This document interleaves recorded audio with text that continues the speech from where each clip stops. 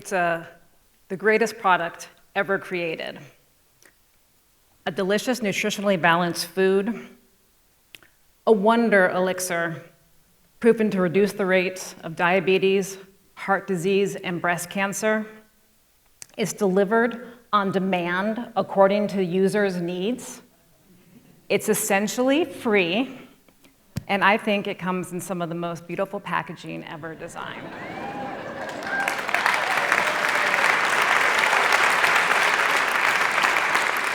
Of course, I am talking about breastfeeding. Every year in this country, around 4 million women give birth, and about 3 million initiate breastfeeding. It's recommended that infants are fed exclusively breast milk for the first 6 months of their lives. Unfortunately, only about 20% of women meet this target. This is in part because there is no mandated paid parental leave in this country.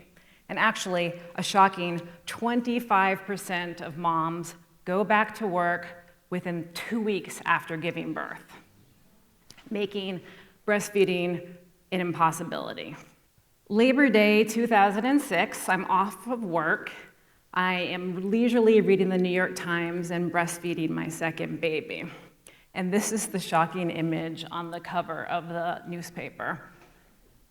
You can see this woman, she is set up in her totally open cubicle, her breast pumping equipment. She has the do not disturb sign. She has the kind of creepy coworker walking by.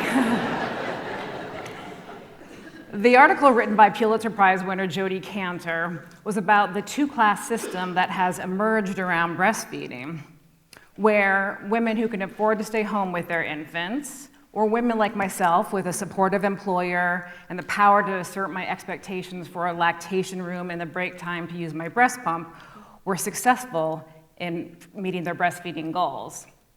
But the vast majority of women, those who need to go back to work to support their families, were not, causing breastfeeding rates to plummet.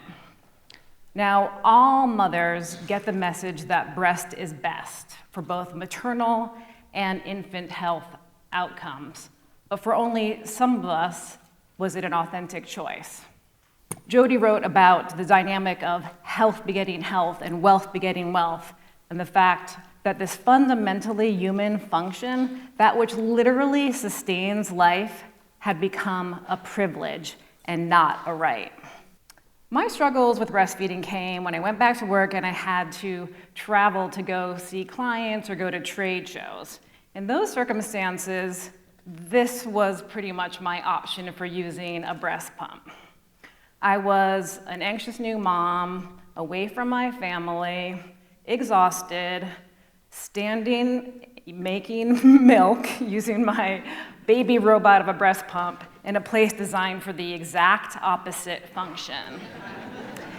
I felt demoralized, undignified, and so alone. But soon I realized I wasn't alone. Be at a trade show or a conference, and I'd see those telltale signs in the other moms. The nylon black pump bag, the other bags under the eyes. They were kind of slinking away, also looking for a place to pump. And as I started asking around and looking and really seeing, I saw that these women were everywhere. They were my colleagues and my kids' teachers and the clerk at the grocery store and the factory worker and the lawyer and the nurse. And I thought, why are these women so visible to me, but so invisible to everybody else? As a new mom, I had had enough. But as a design professional, I saw the opportunity to solve a problem that was literally right under my nose.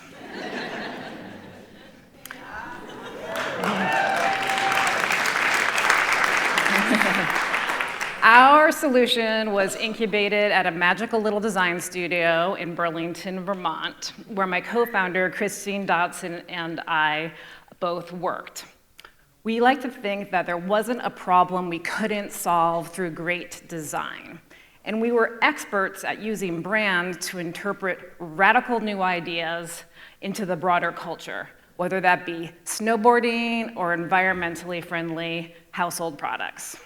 But as we began to work on this project, we realized that breastfeeding was fraught with opinions around modesty and public policy and gender issues and health and nutrition.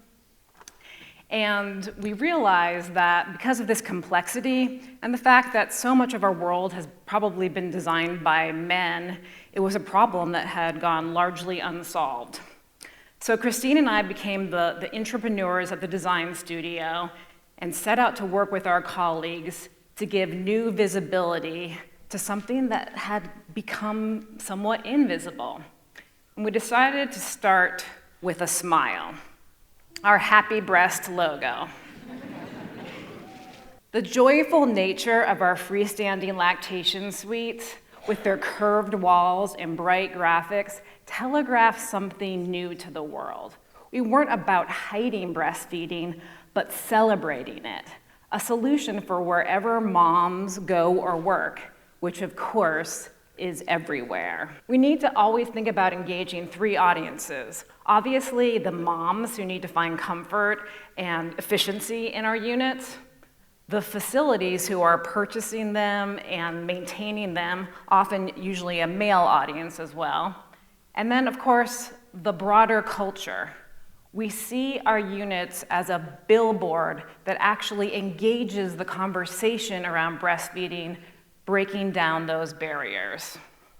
Now, when I think about our units, I think about the yogic greeting, Namaste. The divine in me recognizes the divine in you, or I see you.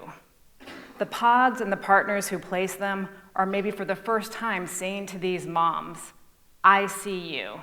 Perhaps they're even saying, I see something divine you are doing, nurturing the next generation. Since we started in our first unit in Burlington Airport, we were in stadiums and ski resorts and zoos and factories and hospitals and schools and military bases. We actually have a small fleet of units in Los Alamos National Laboratories across their campus, which I can't show you the picture though, because it's all top secret. But we do like to say that breastfeeding is the choice of rocket scientists. Millennial moms are the ones who are driving this movement. They use social media to assert their expectations for be treated fairly and for lactation accommodations. For example, 2 moms in the Philadelphia area started petitions, each one getting over 60,000 signatures requesting that Amtrak place lactation rooms in their stations. And I'm happy to report that we now have units in 5 stations across the country. These moms were demanding to be seen. Other moms love to send us messages of gratitude via email and on social media. And I just love the idea that they're going to use our units for privacy, but then they are sending Braille fees to the 100,000 women who are in our social networks. I'd like to challenge you all today to consider what other problems we aren't solving, we aren't seeing, because the people designing our worlds don't actually see the people living in the world today.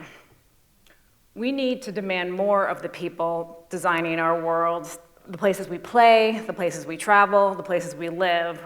We need to request that they see all of our humanity. Something wonderful has started happening in our units across the country, and that is moms are leaving notes to the next mom who uses them, creating this beautiful virtuous cycle of support that feeds the movement. They're saying, Mom, you are not alone. I see you. We see each other. Go, Mama. Thank you.